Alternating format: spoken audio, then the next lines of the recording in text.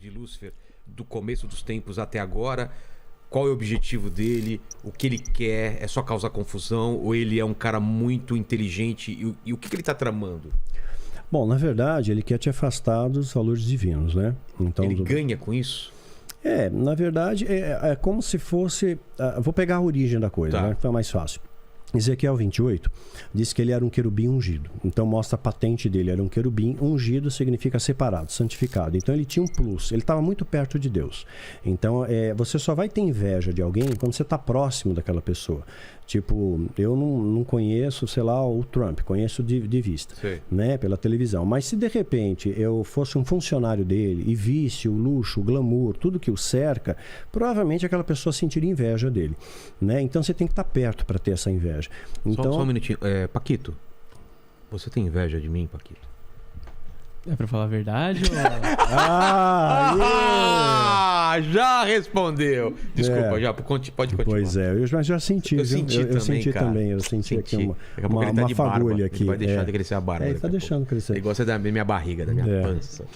Então ele precisa sim desse elemento. Tem até uma série no meu canal, A Essência da Maldade, que explica isso melhor. Então ele era o querubim ungido. Aí de repente entra maldade no coração dele, entra inveja. Ele queria ser como Deus. E a Bíblia fala sobre isso. E essa é a parte que mais me fascina tentar entender, Mastral. Ele estava próximo de Deus, ele tinha um amor de Deus, ele era completo. Exato. Quando é que aparece essa fagulha no coração dele, tipo, eu posso perder tudo, essa pessoa que mais me ama, e eu amo essa pessoa, e eu vou trair essa pessoa, eu vou tentar... Da onde vem isso? Porque não tinha o mal antes dele. Não tinha ninguém para tentar ele. Não tinha treta no céu. Então, não tinha treta, não tinha nada. Nasceu no coração dele. Ele foi o primeiro ser que pensou no mal. Sim. Como isso? Isso eu não entendo. Tá. Isso é uma coisa que eu até coloco numa série minha de livros, que é uma quadrilogia, História de Mitre. É uma conjectura, tá? A árvore do conhecimento do bem e do mal, ela já existia numa esfera espiritual. Ela não estava fisicamente na Terra ou na Mesopotâmia. É como se ela fosse replicada no mundo espiritual. Existia uma... Ela existia já lá. Por que eu infiro isso?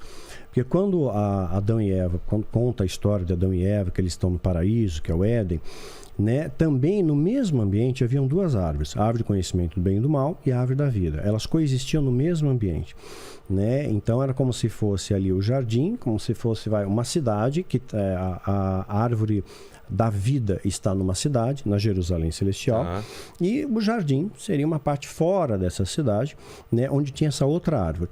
Tanto é que, então, as duas coexistiam no mesmo espaço, né, no mundo espiritual. Tanto é que em Apocalipse fala que essa árvore da vida, ela está na Jerusalém Celestial. Ela está lá, numa região espiritual. Quando Adão e Eva são expulsos do paraíso, Deus manda um querubim, da mesma patente do diabo, de Satanás. Satanás, depois, é um termo do hebraico, né? O opositor adversário. O nome dele é Lúcifer, portador de luz. Então ele coloca alguém para tomar conta do caminho que leva para a árvore. Então o caminho que leva, digamos, para a cidade santa. Né? Então por que ele vai guardar? Para proteger quem? Para proteger, para que ninguém tocasse na árvore. Mas ninguém quem? Então, aí quem estava lá, os anjos que provavelmente caíram anterior ao homem. Na minha inferência, sim. Houve primeiro a queda dos anjos. Teve a queda dos anjos. Sim. Porque na minha inferência que eu coloco no livro, eu explico melhor lá, porque está romanceado, mas aqui eu estou sumariando, às vezes as pessoas não podem não conectar. Mas provavelmente ele comeu primeiro, né, pela curiosidade. Né? Pô, é proibido, tudo que é proibido. Peraí. Aí faz muito sentido, Mastral. Se ele come primeiro... Ele teve... Era proibido. Ele comeu e daí cresceu essa coisa dele. Exatamente. Então ele come primeiro, a essência do mal entra nele, ele passa a ter inveja, que passa a querer ser Deus. Né? Ele consegue... Então não foi o homem primeiro foi Lúcifer. Sim, pela lógica, sim. Porque tanto o que ele deve ter usado? Isso pra mim abriu minha cabeça. Porque o que ele deve ter argumentado para Eva? certamente morrerás. Não, olha, eu comi, não morri. E hoje eu sou tão poderoso, sei lá, quanto exatamente. Deus. Então, sei lá o que ele provavelmente a queda veio primeiro dele. Né? Faz sentido. E aí sim, ele transporta isso para o homem. Então, provavelmente, ele deve ter oferecido esse fruto, né, na minha conjectura, para os outros anjos também.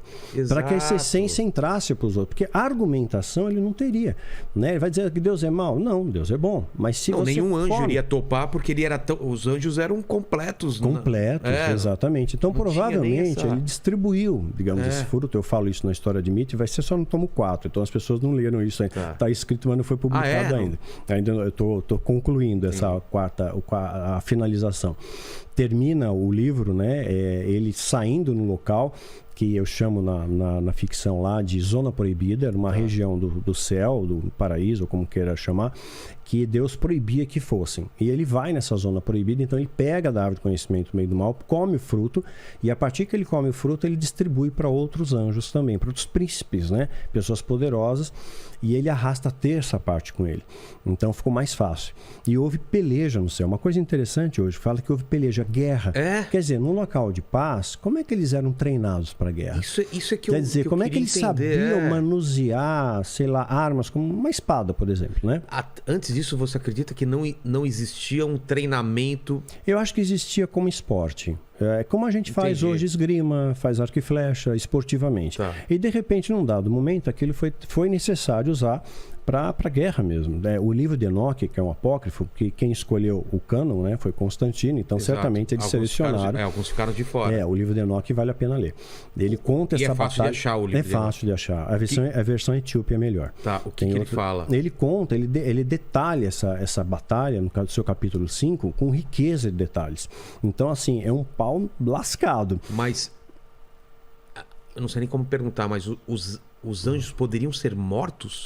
Ótima pergunta. Isso. Eles sofrem dano. Porque se não sofressem dano, essa peleja, essa guerra ia durar para a eternidade. Para sempre, né? Sim, sofrem dano. Por isso que a árvore da vida tem folhas, e essas folhas trazem cura para as nações. É como se fosse um remédio medicinal, né, que já existia antes da criação do homem, talvez até mesmo para tratar ferimentos, né, supostamente dos anjos. Então houve dano sim, tanto é que se não houvesse dano eles não seriam expulsos do céu. E foram expulsos e foram lançados para a Terra. E a Terra é um planeta muito pequenininho, comparado às proporções do universo. Brigaram, sofreram danos e foram expulsos e caíram para a Terra. Para a Terra. Onde estava o paraíso. O paraíso começa no céu. Né, a dimensão celestial. Aí o homem é expulso do paraíso e vem para a Terra. Então... que a gente pode inferir a região da Mesopotâmia. Mas se eles caem antes, tem Adão e Eva, e não tinha acontecido o pecado original, eles ainda estavam... Sim, eles estavam, foi feito Adão e Eva. Certo. Eles foram expulsos do paraíso, mas o diabo já tinha caído antes. Então, ele só não tinha sido expulso Mas antes. como que ele tenta no plano espírito, no plano... Então, ele tinha acesso. Ele tá no plano. Sim, ele não tinha sido expulso antes, não tinha tido a peleja ainda. A peleja seria posterior. Então, ele tenta, ele já estava preparando, já estava, digamos, semeando, fomentando essa maldade entre os anjos, e aí ele vê o homem, feito a imagem e semelhança de Deus, obviamente gerou mais um ciúme nele. Quer trazer para o lado dele também. Quer trazer para o lado dele e vai e contamina, né, o homem com a árvore do conhecimento. O homem cai e o diabo e um terço do céu cai junto. Também. E provavelmente as armas de guerra, você estuda história, você vê as armas de guerra, por exemplo, a confecção da espada persa, ela é muito bem elaborada. Então, dá a impressão que eles foram ensinados por esses anjos caídos. Um salto nessa tecnologia da guerra. Se você estudar história, eu falo isso em algum vídeo, já não lembro mais, as civilizações pré-diluvianas, anteriores ao dilúvio, tinham um conhecimento, assim, fantástico. Incrível. Um conhecimento, tanto na arquitetura, quanto conhecimento matemático, astronomia, fantástico.